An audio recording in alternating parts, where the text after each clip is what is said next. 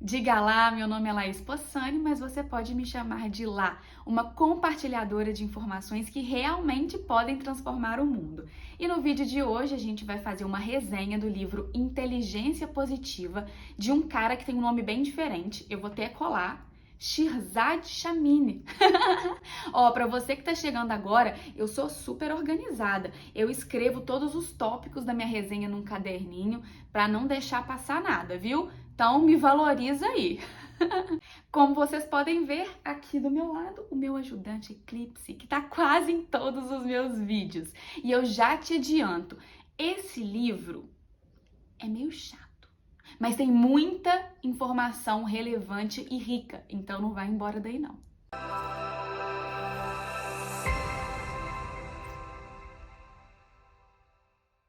Nossa, Laís, mas você tá trazendo resenha de um livro chato?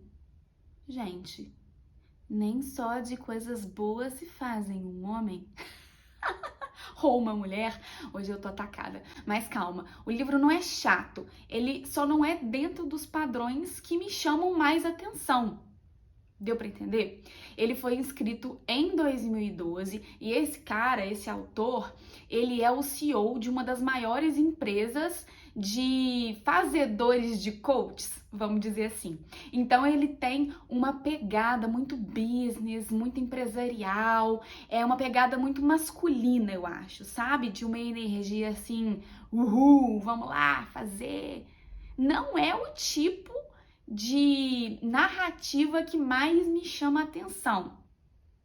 Mas pode ser que você ache maravilhoso, até porque tem muito conteúdo rico. Eu tive interesse em ler esse livro por conta de uma recomendação. Eu estava querendo estudar um pouco mais a fundo a nossa mente e como ela pode agir perante nós mesmos. Então eu falei, ok, baixei o livro, né? Comprei o livro no Kindle e comecei a ler.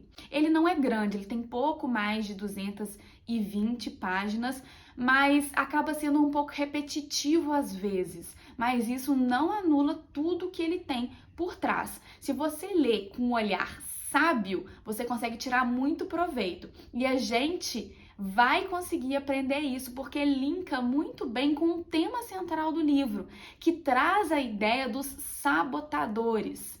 Os sabotadores da nossa própria felicidade e como, por meio da inteligência positiva, você consegue identificá-los e agir, pensar e se relacionar por meio do seu sábio interno. No início do livro, o autor fala uma coisa muito interessante, que os músculos do nosso cérebro são como qualquer outro músculo. Eles podem estar hipertrofiados ou atrofiados.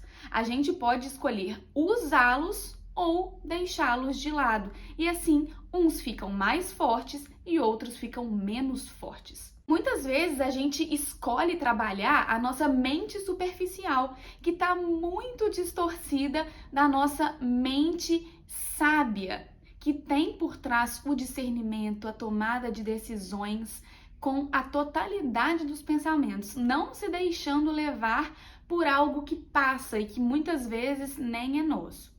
E ele vai dar muitos insights pra gente de como a gente pode criar novos caminhos neurais, novas sinapses neurais, para que a gente possa fortalecer os músculos que a gente deseja.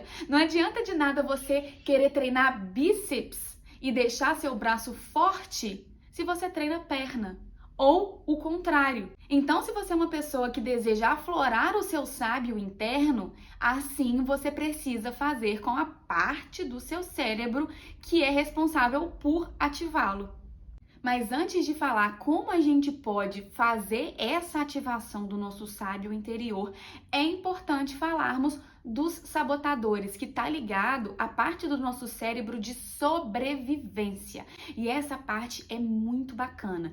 Ele associa essa parte da sobrevivência, né, e de um instinto de ação e reação com realmente aqueles ancestrais que precisavam entrar naquele esquema de luta ou fuga. Então, para se prevenir de alguma experiência traumática, o homem das cavernas ouvia um barulho que poderia ser ou um bambu ou um tigre esfomeado querendo comê-lo, e aí era mais fácil e garantia a sobrevivência dele pensar que aquele barulho seria alguma ameaça. Então, antes de descobrir se era o barulho do bambu ou se era um tigre esfomeado, ele já corria. Ele já estava agindo mesmo sem ativar o sábio e de questionar: será que esse barulho é realmente um animal ou será que esse barulho é um bambu?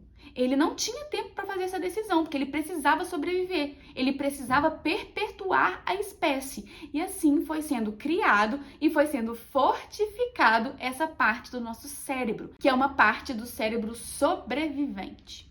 E assim como na musculação, pensa comigo que esse exemplo vai ficar muito fácil de entender. Às vezes, uma pessoa foca só nos membros superiores e vai lá, malha bíceps, trapézio e acaba deixando fininha aquela perna. Você já viu, né? Aquele pessoal que é tipo um triângulo, faz super academia com a parte de cima e a parte de baixo esquece. E realmente é muito mais cômodo a gente continuar fazendo algo que soa mais fácil pra gente, que soa melhor.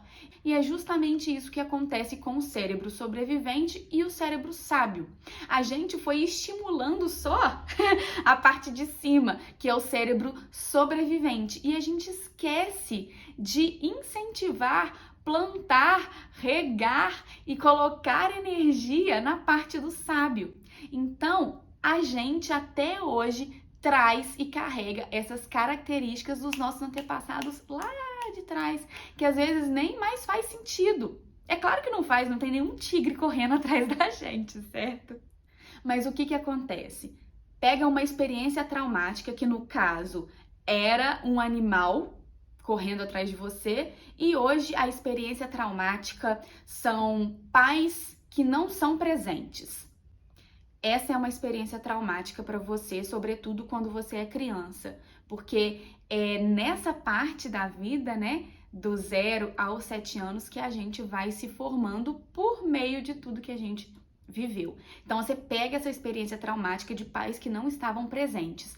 Por meio dessa experiência, para que você possa se proteger, você cria uma voz mental, um sabotador crítico que diz: eu não sou merecedor do amor dos meus pais e por isso eles não são presentes na minha vida. E isso tudo te traz respostas de algo que você não pode compreender, que tá só na atitude dos seus pais, não tá dentro do seu controle. Mas isso reverbera na sua vida adulta como um excesso de controle, como seu crítico interno, que só fala mal de você mesmo, que só te julga. E isso para tentar explicar atitudes que não lhe cabem. Então, nós temos, segundo o autor, um sabotador raiz, né? A raiz dos outros, que é o crítico. Esse sabotador principal, ele acaba desencadeando outros 9 sabotadores que são associados a ele. Cada pessoa tem um sabotador cúmplice mais forte, além do crítico. E eu vou citá-los, e aí você vai pensando aí dentro da sua cacholinha qual deles é mais forte, mais ativo em você, ok?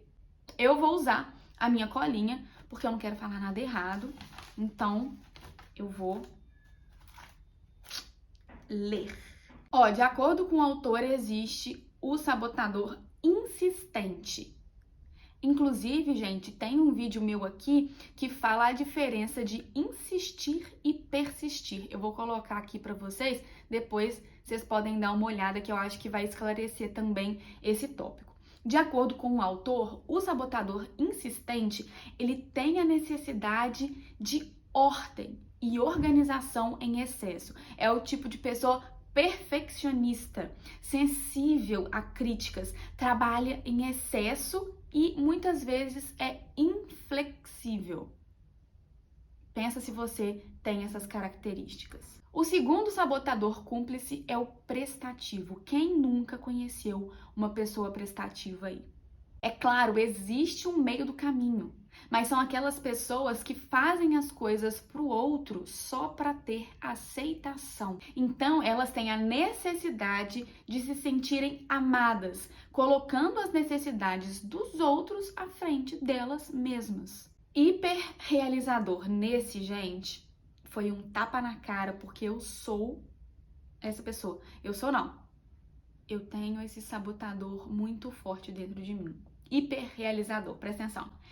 Realizações constantes para autovalidação, tendência a perder contato com necessidades emocionais, vício em trabalho, aquela pessoa workaholic que só quer saber em trabalhar, em ter realizações, como se aquilo resumisse quem você é. Se sente valioso pelas suas realizações e precisa se sentir bem-sucedido. Eu tô trabalhando isso em mim, viu? Mas eu tenho muito a tendência de trabalhar demais. Quarto sabotador cúmplice, a vítima. Essa pessoa tem um estilo emocional e temperamental para conquistar a atenção. Tem um foco extremo nos sentimentos internos, principalmente nos dolorosos. É bastante dramático e foca nas coisas terríveis que lhe acontecem. E fala, eu sou o que sinto. É claro, gente, existe um meio do caminho sempre, mas existem pessoas que realmente se vitimizam e falam, coitadas de mim, só para que ela receba um abraço, ela receba uma atenção. Pensa como isso tem, ligação com a nossa criança interna, com tudo que veio por trás de trauma e que a gente carrega até hoje. Essa aqui, tá muito. Hiperracional, percebido como frio e distante, analisa de longe, tendência forte ao ceticismo e se sente frustrado porque os outros têm muitas emoções. E essa pessoa acaba intimidando os outros por ser racional demais, por pensar logicamente tudo e exclui todo e qualquer tipo de emoção e sentimento. E se sentem superiores e acima de outras pessoas porque conseguem calcular e conseguem ter algo que é um pouco mais matemático, como se isso fosse melhor ou mais inteligente. Hipervigilante, esse aqui é o sabotador das mães e dos ansiosos. Presta atenção, Ansiedade contínua, nunca se permite descansar, sempre acha que alguma coisa está prestes a acontecer e é alguma coisa ruim. O próximo sabotador é o inquieto, aquela pessoa que não para quieta nunca, como uma forma de abafar a realidade que está vindo à tona. Então eu não vou olhar para essa realidade fazendo várias coisas. Em constante busca de mais excitação, prazer, se distrai facilmente e pode ser disperso. É uma fuga baseada nessa ansiedade de não querer saber aquilo que lhe espera ou não saber lidar com o que chegou. Outro sabotador que está muito forte em mim, controlador.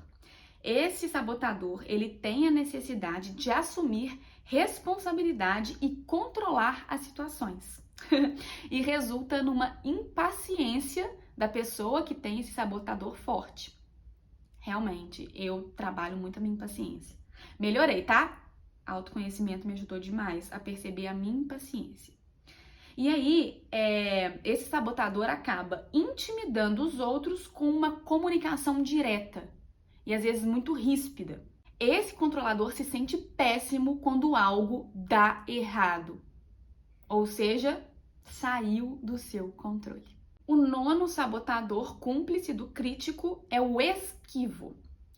Esse sabotador tem um foco no positivo e no agradável de uma forma extrema. Com isso, ele foge dos conflitos. Então, essa fuga do conflito e desse pensamento positivo em excesso é uma fuga da realidade, é o esquivo. Como se fosse o apaziguador. Alguém tem que apaziguar em algum momento. Quem sabe eu não olhar para essa situação vai fazer com que ela suma. E esse sabotador tem a dificuldade de dizer não. Nossa, Laís, adorei, tenho todo, socorro. Todos nós, em algum nível, temos o crítico e esses 9 sabotadores dentro de nós mesmos. Mas qual é a força deles? Pega aí, de 0 a 10, o hiperrealizador, qual que é a pontuação dele? E o esquivo? Vai somando para saber qual tem mais interferência em você. Só de fazer isso, você já começa a tirar a força que eles têm. Um outro ponto é rotular esse sabotador. Assim que você identifica, você presta atenção no seu dia a dia, onde eles estão inseridos e quando eles são ativados, para que aí você possa rotular e dar nome aos bois e falar: esse é o meu crítico agindo, esse é o meu controlador agindo. Eu não sou essa pessoa controladora. Quem me faz ter essa tendência é o meu sabotador. Por exemplo, eu ficaria super brava com esse cachorro latindo ao fundo. Porque o meu controlador diz que isso é errado e que eu preciso fazer tudo perfeito. E aí entra um insistente.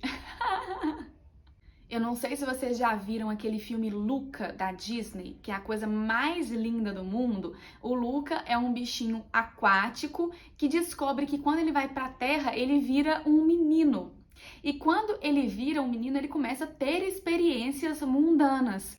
E ele passa por um medo de ter que descer, né, um morro muito íngreme, tipo com um carrinho de rolimã com um amigo, e ele fala: eu não consigo, eu não consigo, eu não consigo. E esse amigo diz pra ele, fala: silêncio, Bruno. Ele: mas quem é Bruno? E aí ele fala: essa voz aí da sua cabeça que diz que você não consegue.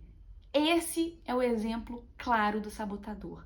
Então faça igual o amigo do Luca, coloque um nome no seu sabotador. Pode ser Bruno, nada contra os Brunos. Isso vai te ajudar a se distanciar dessa entidade que tá aí na sua cabeça te azucrinando. Se você gostou dessa resenha, então coloca aqui pra mim nos comentários qual é o sabotador mais ativo em você. Também fica à vontade para me sugerir resenhas. Um beijo e até a próxima!